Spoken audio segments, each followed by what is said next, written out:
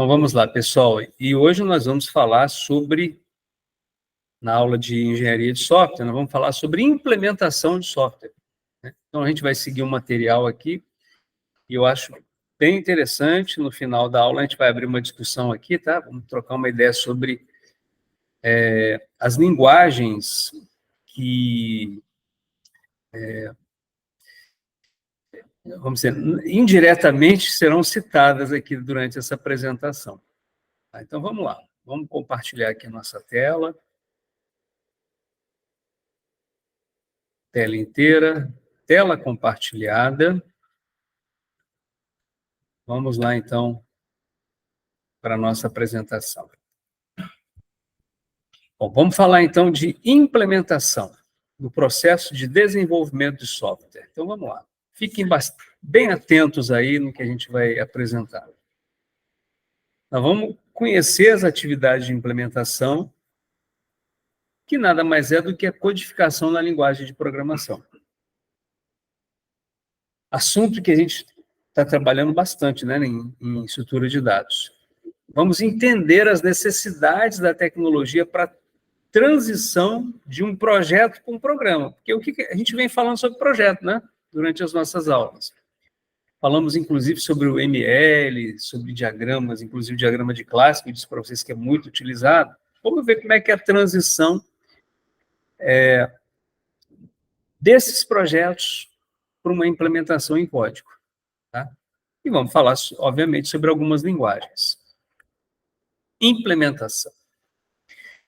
A fase de implementação ou codificação, quando a gente escreve os nossos programas, tem como objetivo escrever o programa em uma linguagem de programação, seguindo normas e diretrizes da empresa, a qual o desenvolvedor esteja ligado. Ou seja, metodologia. A metodologia empregada na empresa. Tá? Bom, e a qualidade no processo independe da tecnologia que a gente está utilizando. Agora, a metodologia, sem dúvida alguma, ela reforça a qualidade no processo. As empresas costumam definir padrões para o desenvolvimento. Então, se o Otávio for contratado para trabalhar lá numa determinada empresa, certamente aquela empresa já tem uma metodologia, já tem uma linguagem, né? E o Otávio vai ter que se adequar aos padrões da empresa, obviamente. Na fase de implementação, o que o programador faz? Detalha e implementa o que foi definido na etapa de desenho, através de componentes, de código, de programa e documentação detalhada. Então, imagine que eu planejei aqui, a nível de sistema, eu desenhei todas as regras do meu negócio por meio de um diagrama de classe. Agora eu vou implementar, vou construir os meus programas, vou codificar. Agora, a forma que eu vou codificar, isso vai depender do quê? Da forma que eu for implementar. Depende do tipo de linguagem que eu vou utilizar. Depende do paradigma de programação que eu for utilizar. Vamos lá. De um lado eu tenho implementação, de outro lado eu tenho desenho. Implementação, etapa do processo de desenvolvimento que realiza a transformação do desenho em diversos tipos de componentes de código de programação. E o desenho, que eu faço normalmente primeiro, etapa do processo de desenvolvimento em que foi definida a arquitetura do sistema e definida a tecnologia usada na implementação. Vamos lá. Componentes de código. Código-fonte. Conjunto de instruções gerados por meio de uma linguagem de programação, de forma lógica e estruturada. Linguagem de programação de alto nível.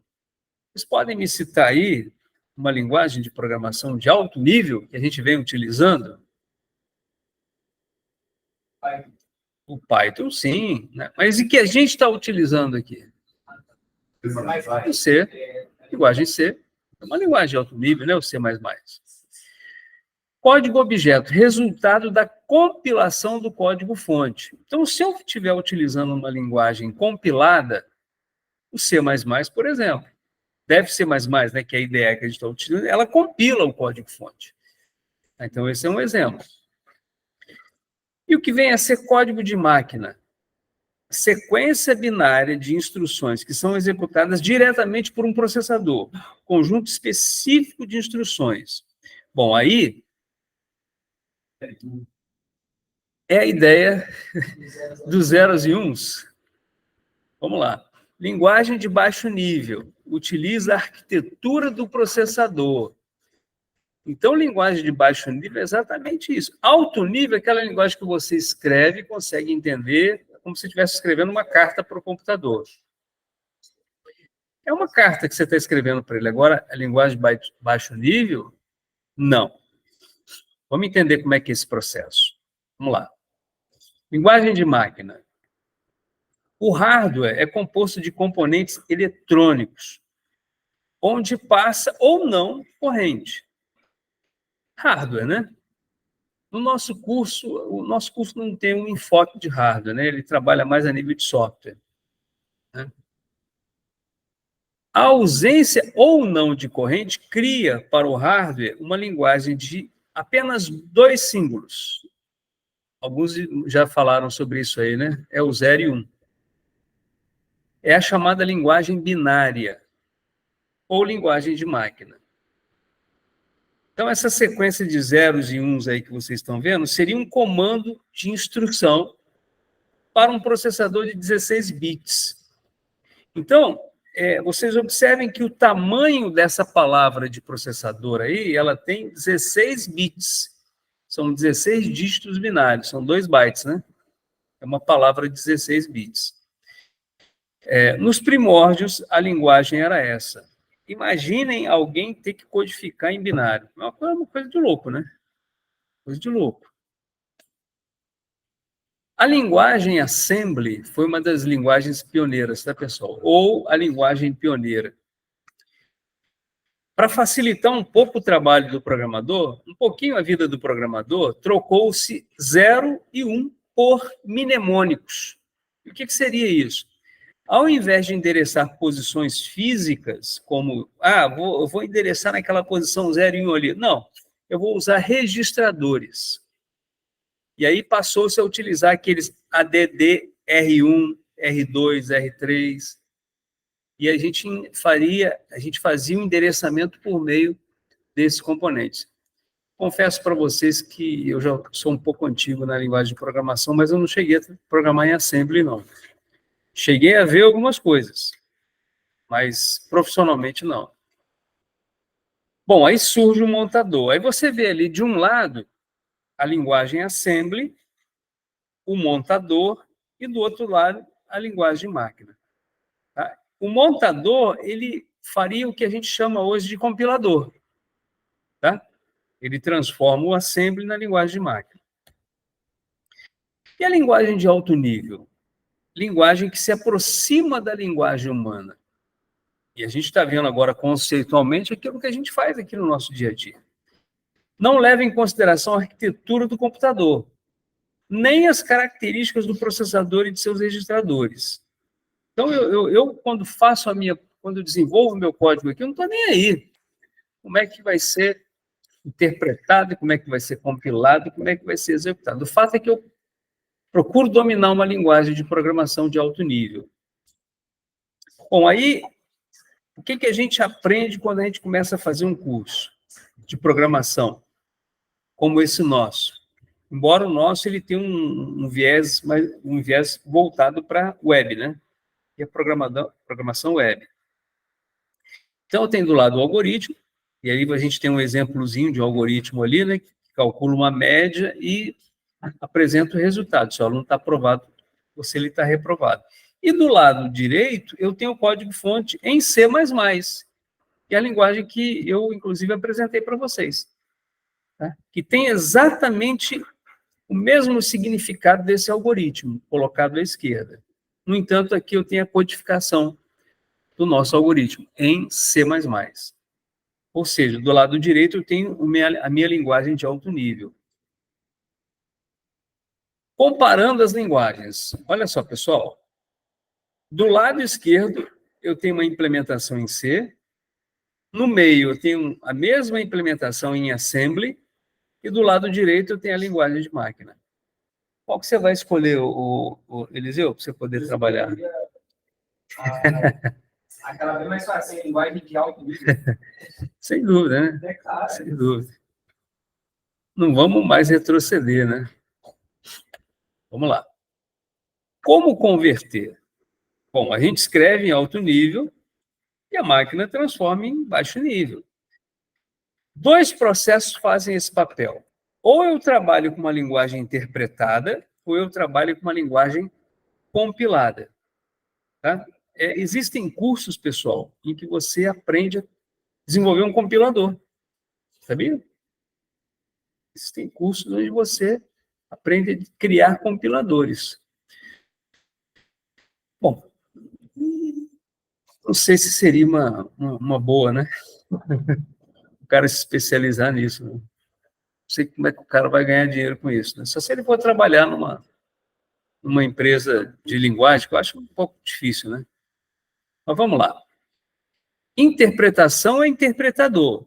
Traduz o código à medida que executa. Tem alguns exemplos ali, tá vendo? Você sabia que o Python é uma linguagem interpretada, Eliseu? Você que normalmente cita, o Python é uma linguagem interpretada. O PHP, JavaScript, uma linguagem interpretada. Agora, a linguagem compilada mais tradicional que vocês conhecem é essa aí, né? É o C++. Tá? O que ele faz? Ele traduz e depois é que ele executa. Ele não vai executando na medida que ele vai interpretando. Não. O que ele faz? Ele analisa todo o código, gera um objeto, a partir daí ele executa aquele objeto. Interpretação. Interpretação é a tradução do código em linguagem de máquina, em tempo de execução. É assim que trabalha, tá, pessoal? Uma linguagem interpretada. Ele traduz o código e, naquele mesmo momento, ele faz a execução. Alguns exemplos, como eu já citei, né? PHP, ASP, JavaScript. Uma característica marcante das linguagens interpretadas são que elas executam o código até o ponto em que há um erro. Esse é o grande problema desse tipo de linguagem, da linguagem interpretada. De repente, o seu código pode quebrar, Otávio. Chegou no meio, pupa, deu um erro aqui, parou. O programa parou. Ele estava interpretando. Por acontecer em tempo de execução, tipicamente tem um desempenho pouco menor. Obviamente, pessoal, que uma linguagem compilada ela é mais rápida, né? A execução é mais rápida, porque o código já está pronto, ele não tem que... Ele já analisou o tempo que ele gastou lá na compilação, ele ganha na hora da execução. Segue mais ou menos esse diagramazinho aí, ó. Programa fonte, programa interpretador e tem os resultados. E no meio, você tem os dados que são processados por meio da execução do programa. Compilação. Bom, primeiro, faz uma leitura completa do código. Identifica as variáveis e todos os elementos, montando uma tabela com todas essas informações. No segundo passo, faz a tradução do código em linguagem de máquina. Entretanto, a compilação difere da tradução porque ela faz alterações no código, de forma a torná-lo otimizado. A gente já viu aqui que quando você compila, ele pega aquele seu código-fonte e transforma num código executável. Existe, inclusive, tem um processo de link-edição nesse meio aí. Enquanto uma linha é sempre uma instrução na linha, na tradução, melhor dizendo, X linhas no código terão Y linhas de comandos de máquina, de acordo com o compilador. Quando você compila o programa, o executável ele fica muito maior. Compiladores modernos conseguem enormes otimizações em certos códigos. Tá? Eu posso mostrar para vocês, inclusive, isso. Eu vou aproveitar para poder fazer isso, né? Não vou perder essa oportunidade. Deixa eu entrar aqui naquele programa da semana passada que a gente viu lá de estrutura de dados. Vou mostrar esse exemplo clássico para vocês aqui. Ó.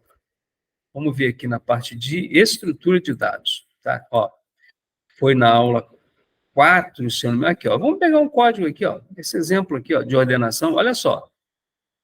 Deixa eu chamar a lupa aqui para vocês enxergarem melhor. Olha só. Observem que a gente criou um programa fonte. Deixa eu diminuir aqui, ó. Ó, a gente criou um programa fonte chamado ordenação selection.cpp. Isso aqui é o fonte. Olha qual o tamanho dele, ó, 2K. 2 KB.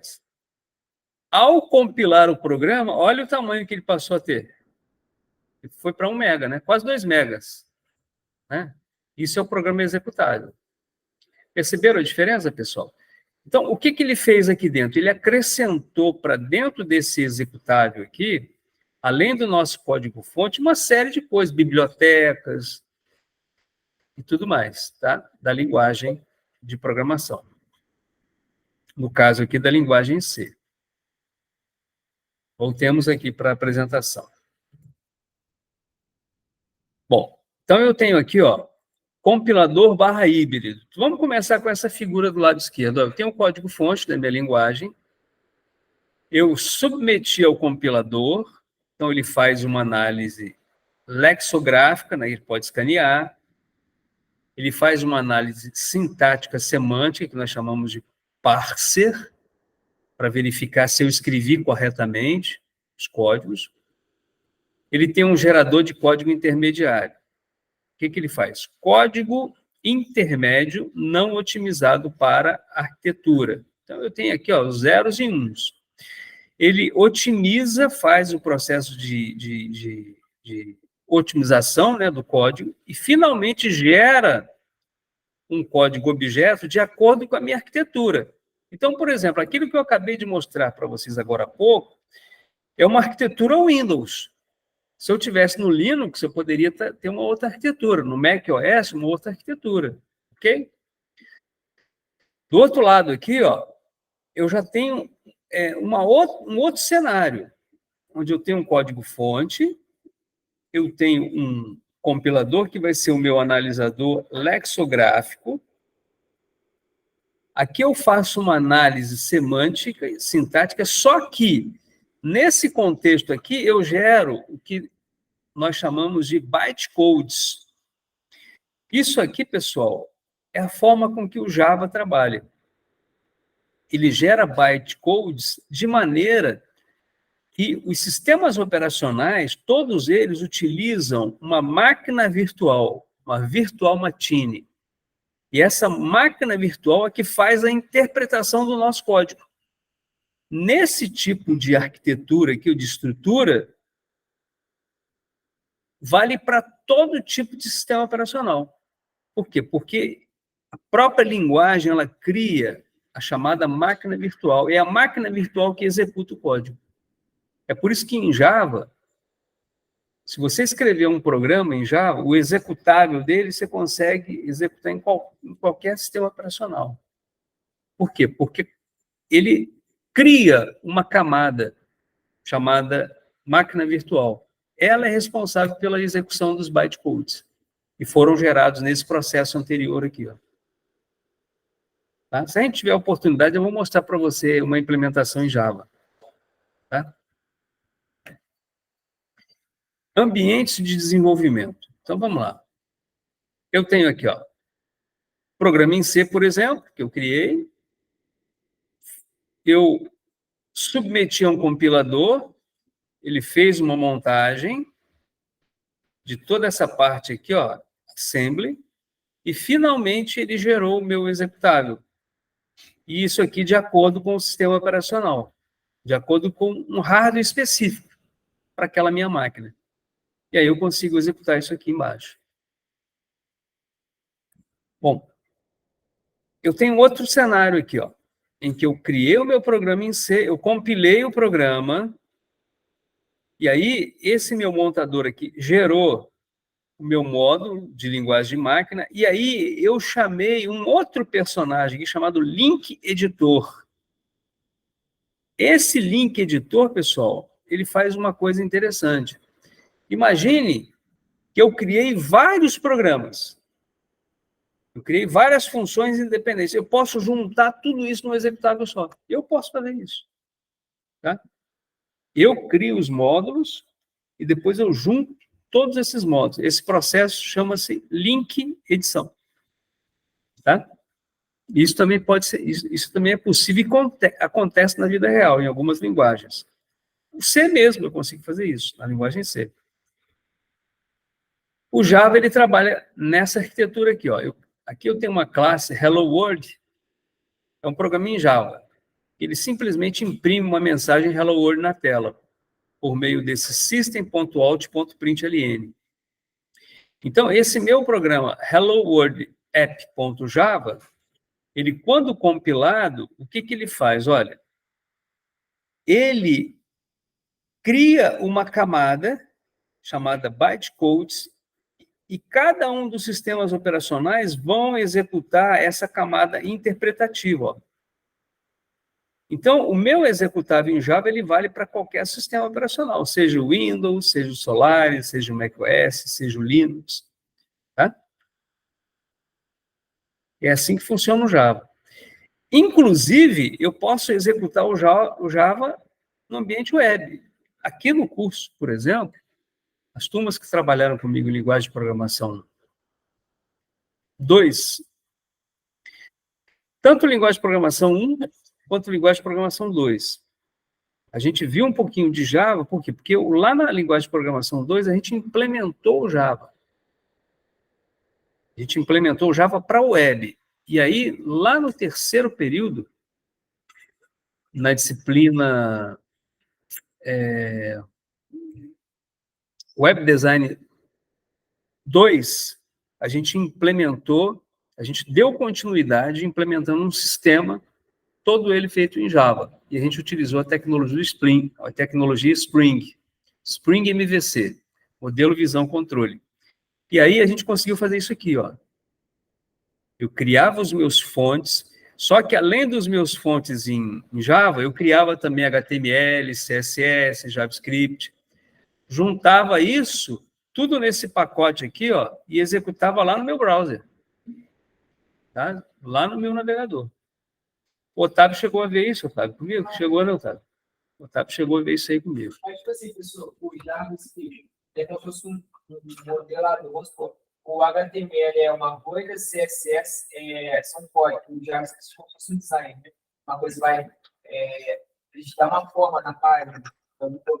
O CSS você estiliza os seus HTMLs, né? Você faz uma estilização das suas páginas.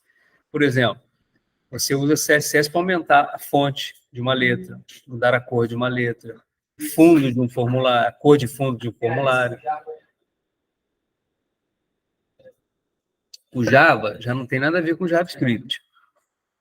O JavaScript é uma linguagem que atualmente ela é poderosíssima. Inclusive, aqui no curso a gente trabalha no 4º, 5º período com essa tecnologia, JavaScript. Tá? Tanto a nível de front-end como a nível de back-end. Pelo menos foi assim. Está sendo assim até esse período. Eu trabalho com a turma de 4º período. O Java é diferente. O Java é uma tecnologia diferente. O Java é uma tecnologia que no ambiente web ele tem um padrão Full MVC. O que é o Full MVC? Na mesma aplicação, você tem o front-end e o back-end. Tá? Quando você trabalha com JavaScript, você trabalha com uma tecnologia nova. Você tem o front-end separado do back-end. Tá? Tanto que você pode ter um cara que é especialista em front-end, aquilo que você falou, um cara que conhece muito bem HTML, CSS e JavaScript. E você tem um cara que trabalha lá com back-end, que, por exemplo, o cara é especialista em JavaScript, ele trabalha com tecnologia Node. A tecnologia Node, por exemplo, é só JavaScript. Você faz tudo em JavaScript, tá? Só que a nível de back-end. E o profissional full stack é o cara que domina tanto o front quanto o back-end. Tá? O Java já é diferente.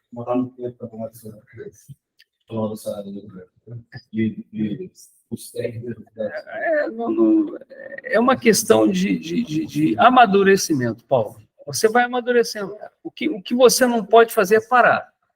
Entendeu? É você ir desenvolvendo e crescendo nas tecnologias. Daqui a pouco você está no mercado. Entendeu? Tem alunos fizeram curso comigo aqui, que hoje, tecnicamente, conhecem muito mais do que eu, das tecnologias modernas, né? Em termos práticos, né? É o cara que se especializou aí naquela tecnologia e foi embora. Tá? Uma boa prática de programação. Vamos lá. Documentar os códigos. A gente sempre faz isso, você viu nos meus códigos? Eu coloco o barra para poder colocar um comentário. Fazendo isso agora. É recomendado você fazer isso, colocar o autor, a data que você escreveu. Esses comentários para não esquecer. Isso aí, isso aí. Bons nomes. Se você for criar uma variável, pessoal, jamais crie uma variável chamada A, uma variável chamada B. Não. A variável vai ser nome do aluno ou nome aluno.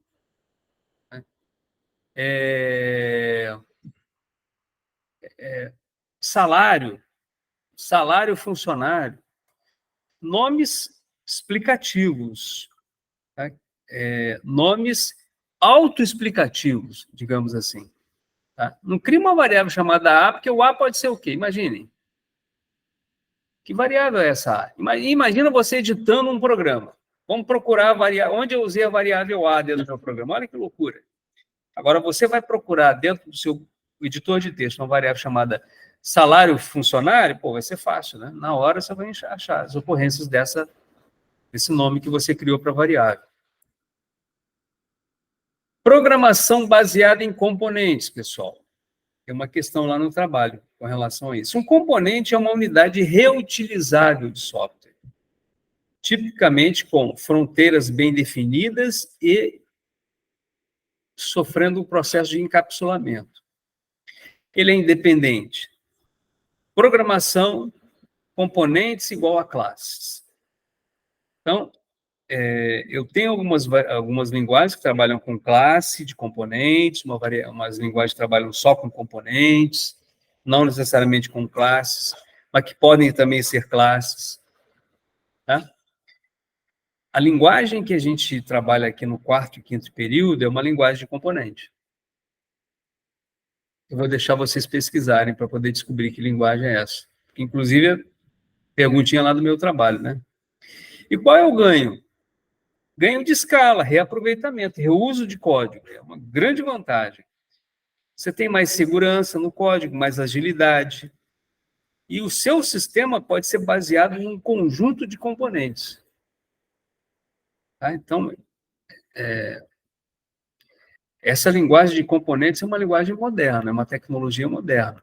Diferentemente, por exemplo, da linguagem C++. Tá? E fim de papo. Com tudo isso que eu expliquei, que eu falei com vocês aqui, deixa eu voltar aqui agora para o nosso bate-papo. Deixa eu parar aqui a apresentação. Tudo isso que eu mostrei para vocês é o que se usa, né? O que se viu em toda a história aí da computação, no que diz respeito à engenharia de software. E isso, como vocês veem, é muito dinâmico. Tá? E o trabalho que eu apresentei para vocês me apresentarem aí já defini uma data aí, né, que vocês vão apresentar, exatamente dentro desse contexto, tá bom?